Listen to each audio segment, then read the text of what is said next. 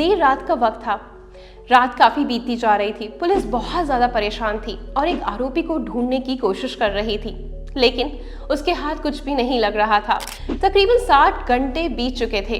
राजनीति का प्रेशर था, मीडिया का प्रेशर, तमाम सवाल, और इन सवालों के बीच पुणे बस स्टैंड पर हुए रेप केस के मामले के आरोपी को ढूंढना सबसे बड़ा काम था। रात के तकरीबन 1:30 बज चुके थे। आखिरकार पुलिस को सफलता मिलती है और वो पुणे के शिरूर तहसील से आरोपी को गिरफ्तार कर लेती है। इस गिरफ्तारी को लेकर अपने अपने दावे लोगों के सामने आने लगे। कोई कह रहा था कि वह किसी के पास खाना खाते हुए पकड़ा गया, उसने बयान दिया, उसने गवाही दी और उसकी वजह से उसने इंफॉर्मेशन दी, इस वजह से पुलिस उसे पकड़ पाई है। कुछ लोगों का दावा है कि वो खेतों में छुपा हुआ था और डॉग के थ्रू पुलिस ने उसको पकड़ा है, धर दबोचा है। आखिरकार लोकेशन उसकी वहीं आखिरी पाई गई थी, पुणे बस स्टैंड पर। जो लोग नहीं जानते कि ये क्या हुआ है, पूरा मामला क्या है, मैं दोबारा से आपको बता देती हूँ कि 25 फरवरी की सुबह, बिल्कुल सुबह का समय था, 5:45 का, एक महिला अपने घर जाने वाली होती है। अपने काम से फ्री होकर बस स्टैंड पर पहुंचती है और अपने घर की और जो बस जानी होती है उसको खोज ही रही होती है कि तभी वहां खड़ा हुआ एक आदमी उसके पास आता है और कहता है कि दीदी, आप किस बस की तलाश कर रही हैं? तो वो बताती है कि मुझे यहाँ जाना है। तो वो कहता है यहाँ पर आइए मेरे साथ, ये बस वो खड़ी हुई है।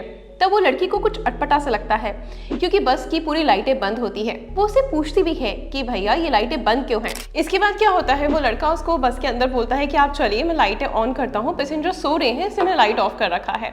अब जैसे ही वो लड़की बस के अंदर एंटर करती है, वो दरवाजे बंद करता है और उसके साथ बदतमीजी करना स्टार्ट कर देता है। और बदतमीजी तक ही बात नहीं रुकती, बल्कि उसका रेप करता है, मल्टीपल टाइम्स उसके साथ रेप करता है। वो बहुत ज्यादा चिल्लाती है, बचाने की कोशिश करती है, बट वो नाकामयाब रहती है इन सब चीज़ों में। और आखिरकार जब वो अपनी सारी चीज़ें पूरी कंप्लीट कर लेता है, उसके बाद उसको वहाँ से फ्री कर देता है। उसके बाद लड़की अपने रिश्तेदारों के पास जाती है जहाँ वो रह रही होती है, वहाँ जाती है, उनको सारी बातें बताती है, अपनी आप बीती बताती है। फिर वो उसको लेकर पुलिस स्टेशन जाते हैं और वहाँ पर उस आरोपी के खिलाफ जो है कंप्लेंट दर्ज कराई जाती है। ये मामला जो होता है पूरा मीडिया में फैल जाता है, न्यूज़ चैनल के थ्रू, और इसकी वजह से जो सरकार का प्रेशर होता है वो भी पुलिस वालों पर आ जाता है, मीडिया का प्रेशर भी पुलिस वालों पर आ जाता है और कहा जाता है कि बहुत तेज़ी से इस केस की कार्रवाई की जाए और आरोपी को पकड़ा जाए। अब बहुत ज़्यादा घंटे बीतते जा रहे होते हैं, लेकिन आरोपी जो होता है वो पुलिस की गिरफ्त में अभी तक नहीं आता। सीसीटीवी कैमरे खंगाले जाते हैं जिसमें आरोपी की शक्ल साफ तौर पर देखी जा रही होती है, लेकिन आखिरकार जो आरोपी होता है 60 घंटे बाद पकड़ा जाता है। अब 60 घंटे बाद जब पकड़ा जाता है तो कुछ लोग गवाह जो बयान दे रहे हैं वो इस तरीके का बयान दे रहे हैं कि वो खेतों में था तो वहाँ से पुलिस के जो डॉग्स होते हैं वो वहाँ से उसको पकड़ने में उन्होंने हेल्प करी है आरोपी को। कुछ लोग कह रहे होते हैं कि कुछ सूत्र बताते हैं कि जो आरोपी है वो पकड़ा गया है खेतों से और पुलिस अपने डॉग्स लेके गए थे, वहाँ पे जो स्मेल उन्होंने करा उसकी, उससे पता लग गया कि यहाँ पर जो है आरोपी छुपा हुआ है। कुछ लोग ये बयान देते फिर रहे हैं या ये चीज़ें अटकलें लगाई जा रही हैं कि जो आरोपी को एक ढाबे से खाना खाते हुए पकड़ा गया क्योंकि उस पर 1 लाख रुपए का इनाम था कि जो भी उसके बारे में इंफॉर्मेशन देगा उसको 1 लाख रुपए का इनाम मिलेगा। तो वहीं पर किसी शख्स ने उसको देखा कि ये वही आरोपी है जो पूना केस का है, तो वो तुरंत पुलिस को इन्फॉर्म करता है और पुलिस उसको धर दबोचती है वहाँ से। अब ये फिलहाल जो है वो पुलिस की हिरासत में आ चुका है आरोपी और अपनी सारा जो है बयान पुलिस को दे चुका है। पुलिस जो है वो फर्दर रिकॉर्ड्स भी कर चुकी है, लेकिन वहाँ के पुणे के जो मुख्यमंत्री हैं उनका भी काफ़ी प्रेशर है पुलिस पर और उन्होंने भी कहा है कि इस केस को फास्ट ट्रैक में डाला जाए और तुरंत से तुरंत जो आरोपी को है सजा दिलवाई जाए, ताकि पुणे जैसे एक अच्छे शहर में इस तरह का इंसिडेंट कैसे हो सकता है, वो भी सुबह के समय, और वहाँ से पुलिस चौकी भी बहुत पास में थी, और कैसे उस आरोपी की इतनी हिम्मत बढ़ गई। और अगर अभी इस आरोपी को सजा नहीं दी गई तो इस जैसे बहुत लोग आगे जाकर यही कुकर्म करेंगे, यही गुनाह करते रहेंगे और हमारे समाज की लड़कियां ऐसे ही बर्बाद होती रहेंगी।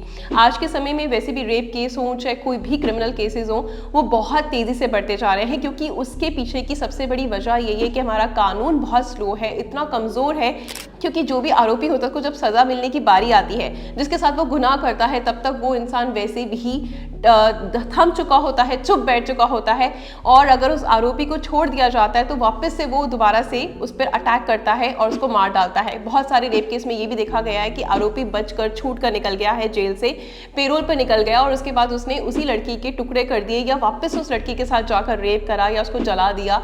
बहुत तरह के ऐसे इंसिडेंट आपने भी सुने होंगे। तो लगातार ये केसेस बढ़ते जा रहे हैं। तो इसमें सारी जो गलती है वो हमारे कानून की है। अगर इस तरह के केसेस को फास्ट ट्रैक में डाला जाए और तुरंत उसको सख्ती से, मतलब सीधा मौत के घाट, मौत की फांसी की सज़ा दी जाए, तो ये मामले यहीं रुक जाएंगे। बाकी आपका क्या कहना है इस केस के बारे में? बाकी अभी जो आरोपी है उसको कोर्ट में पेशी की गई है, क्योंकि जब भी कोई इस तरह का केसेस होते हैं और जब पुलिस कोई गिरफ्तार करती है किसी आरोपी को, तो उसको तुरंत अगले दिन जो होता है कोर्ट में पेश किया जाता है, बताया जाता है कि इसने ये गुनाह किया है। चार्जशीट जारी होती है, सारे बयान नोट हो चुके हैं, लड़की का भी मेडिकल टेस्ट हो चुका है, सारी चीज़ें चार्जशीट में मेंशन हो चुकी हैं। अब फर्दर देखते हैं कि आगे इस केस में क्या क्या चीज़ें खुलकर सामने आएंगी या क्या सज़ा दी जाएगी और क्या चीज़ें इस पे एक्शन होगा या नहीं होगा, वो सब देखना बाकी है। तो हम आपको जो भी इस केस से रिलेटेड लेटेस्ट न्यूज़ होगी हम आपके सामने लाते रहेंगे। उसके लिए आपको हमारा चैनल सब्सक्राइब करना होगा, क्योंकि हमारे चैनल पर हमेशा कुछ ना कुछ इस तरह की सच्ची घटनाएं हम आप लोगों के सामने लाते हैं, ताकि आप भी सचेत रहें, सतर्क रहें, सावधान रहें और अपने आप का ख्याल रखें। मिलते हैं कल कुछ नई खबरों के साथ। धन्यवाद।